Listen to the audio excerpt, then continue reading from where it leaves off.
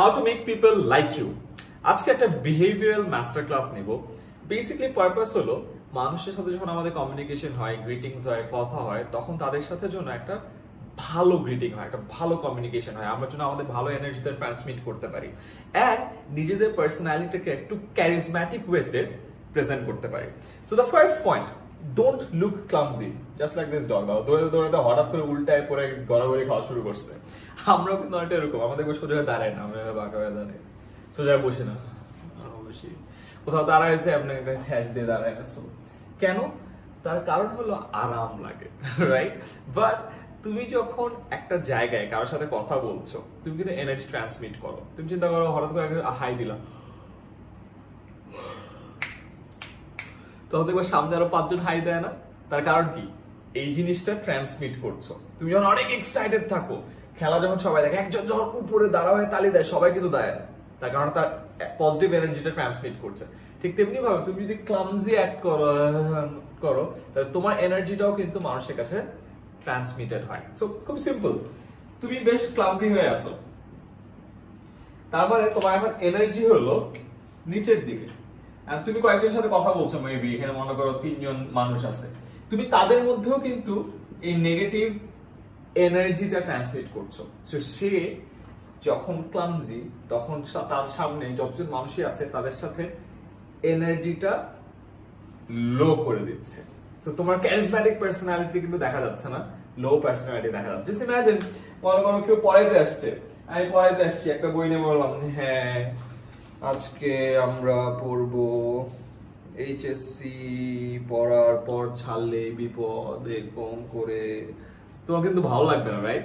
And suddenly যখন আমি ওকে চল আছে এক্সারসাইজ করি, সবাই আসি, আসো একটা তালি দেই, তবে এটা করি, একটু করি, তখন কিন্তু এনার্জিটা বেটার লাগে, right? So don't act clumsy. Body ল্যাঙ্গুয়েজে দুটো জিনিস সবসময় খেয়াল রেখো।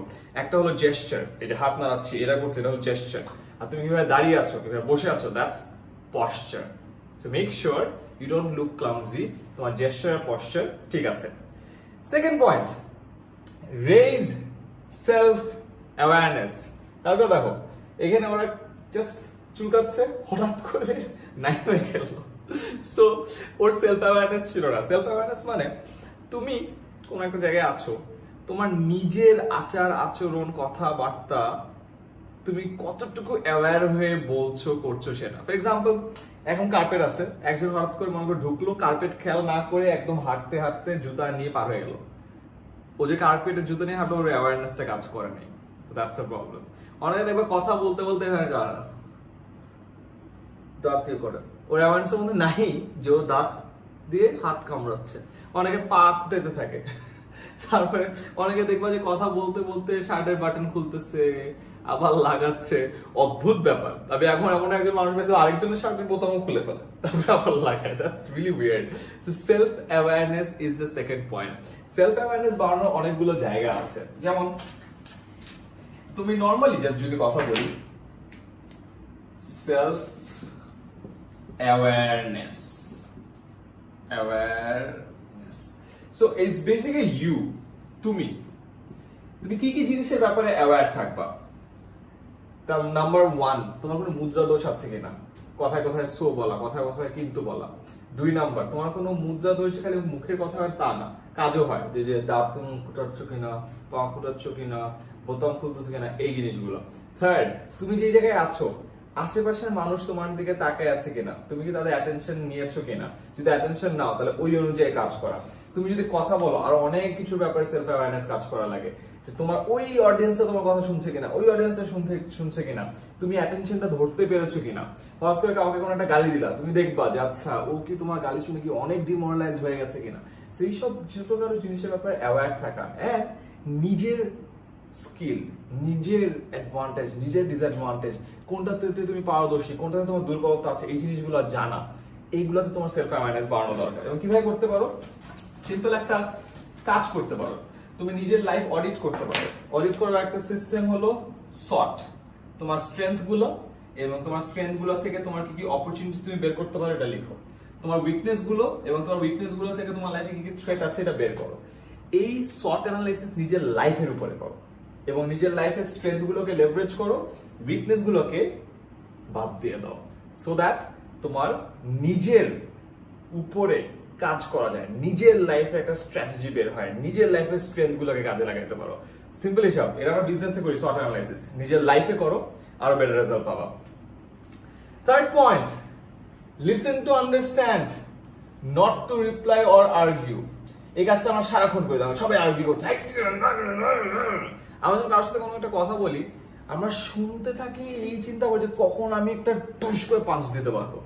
সোশ্যাল মিডিয়ায় কারোর সাথে ঝগড়া হচ্ছে, আমরা বসে থাকি, এরপরে আমরা কোন ভুলটা ধরবো। আন্ডারস্ট্যান্ড দিস, যখন আমরা একটা কমিউনিকেশন করি, কমিউনিকেশনের পারপাস কিন্তু জেতা না। তুমি কমিউনিকেশন জিতে তো কোনো লাভ নেই, কমিউনিকেশন তো কোনো খেলা না, কমিউনিকেশন কোনো কম্পিটিশন না, এটা তো ওয়ার্ল্ড কাপ না, এটা তো অলিম্পিক্স না। কমিউনিকেশনের অবজেক্টিভ কি? অনেকগুলো মানুষকে একটা পেজে আনা বা একখানে আনা, একটি সম্মতিতে আনা, সমর্থনে আনা, এন্ড দেন একটা কাজ করা। ওখানে জিতা হারা কিন্তু নাই। বাট আমরা উল্টা কাজ করি, আমরা কি করি? আমরা আর্গু করার জন্য, রিপ্লাই দেওয়ার জন্য কথা বলি। So what can be done? Simple হিসাব, তুমি চিন্তা করো একটা আর্গুমেন্ট তুমি জিতছো। ইমাজিন একটা আর্গুমেন্ট তুমি জিতে গেছো, you won the argument, right? তুমি যদি আর্গুমেন্টটা জিতো, তার মানে আদার পার্সন হারছে। আদার পার্সন যদি হারে, সে কি এখন খুশি না দুঃখী? অফকোর্স দুঃখী, সে আরো বিরক্ত, তোমার উপর আরো রেগে আছে, প্রবলেম তোমার কথা এখনো মানে নাই। আর তুমি যদি আর্গুমেন্টে হারো, তাহলে হেরেই গেলা। চিন্তা করে দেখো, আর্গুমেন্টে জিতলেও অ্যাকচুয়ালি তুমি হারলা, হারলেও তুমি হারলা। সো আর্গুমেন্টে জেতা হারা নিয়ে না কারো কোনো লাভ হয় না। জাস্ট লাইক সোশ্যাল মিডিয়ার যুদ্ধগুলা। ইমাজিন সোশ্যাল মিডিয়াতে কেউ কখনো লজিক দিয়ে গালাগালি করে আরেকজনের মতবাদকে চেঞ্জ করতে পারছে? জীবনেও না। এও গালি দেয়, ও গালি দাও, এ গালি দাও, ওই গালি দাও, তারপরে ব্লক, শেষ। So the purpose of your communication is not to argue or reply. The purpose of your communication is to make a meaningful solution. So next time যখন কথা শুনবা, শোনার জন্য শুনো, বোঝার জন্য শুনো, রিপ্লাই দেওয়ার জন্য না। Let's go to the next point. Be empathetic. আমাদের লাইফে এমপ্যাথি অনেক কমে গেছে। কেউ একটা কাজ করছে, আমরা দুমদাম গালি দিয়ে ফেলি। তারপর কেউ একটা জিনিস তোমাকে নতুন শিখে, আরে বেটা এটা আমি জানি আগে। You're not being empathetic. Maybe কেউ একজন নতুন একটা কাজ শিখছে, তুমি কাজটা অনেক আগে থেকে পারো, বাট সে তোমাকে বলা তো আমি আগের থেকেই জানি। তার কাছে তো কাজটা অনেক বড় কিছু, সে নতুন শিখছে, অনেক উৎসাহ নিয়ে তোমার কাছে এসে বলছে, তারপর যদি তুমি এই রিপ্লাই দাও, সে তো অনেক কষ্ট পাবে। অথবা কেউ আসে তোমাকে তার দুঃখের কথা বলছে, আরে বেটা এটা কোনো দুঃখ হইলো, বাট আমার লাইফে কত দুঃখ আছে তুই জানিস, খুবই খারাপ। সে তোমার সাথে কথা বলে তার দুঃখ শেয়ার করছে, তুমি তাকে কি করলা? উড়াই দিলা। সো এটাই হলো এমপ্যাথি না থাকার একটা ফলাফল। So be empathetic. ওই যে বলো না, তুমি 6GB লিখো। আমি যদি বোর্ডটাকে এখানে খুলে ফেলতাম, বোর্ডটা খোলা যাবে না, বাট তোমরা দেখো জাস্ট নরমালি 6 এর এটা বলো না, তো দিস ইজ 6, বাট তুমি যদি এই সাইড থেকে উপর থেকে দেখো, this is 9। So just like that, এক সাইড বলতেছে হ্যাঁ এটা তো 6, এখানে যারা আছে ওরা বলতেছে হ্যাঁ এটা কি, এটা 6। আবার উপর সাইড থেকে যারা দেখতেছে ওরা বলছে এটা তো 9। দুজনেই রাইট, বাট কেউ কারো জায়গায় এসে সিচুয়েশনটা বোঝার চেষ্টা করতেছে না। এরাও এদের জায়গায় এসে যেটা 6 হইতে পারে এটা বোঝার চেষ্টা করতেছে না, এরাও লালের জায়গায় যে এটা যে 9 হইতে পারে এরা বোঝার চেষ্টা করতেছে না। এটার কারণে অনেক ঝামেলা হয়। আমরা কনভারসেশনে বলি, কাজের মধ্যে বলি, প্রবলেম সলভিং এর কথা বলি, ফেসবুকে বলি, ইউটিউবে বলি, একজন আরেকজনের সাইডটা না বুঝে গালাগালি করি, এই তুই এটা তুই ওটা, এন্ড ঝামেলা হয়ে যায়। এন্ড কথায় কথায় যদি কোনো একটা জিনিস আমাদেরকে ভালো না, এটা তো আমি আগেই জানতাম, এটা কোনো প্রবলেম হইলো। সো আমাদের আস্তে আস্তে এমপ্যাথি গ্রো করা উচিত। কারোর সাথে অনেক সময় তার প্রবলেমের সলিউশন না দিয়ে, তার শুধুমাত্র প্রবলেম শুনলেও কিন্তু অনেক বড় কাজ হয়ে যায়।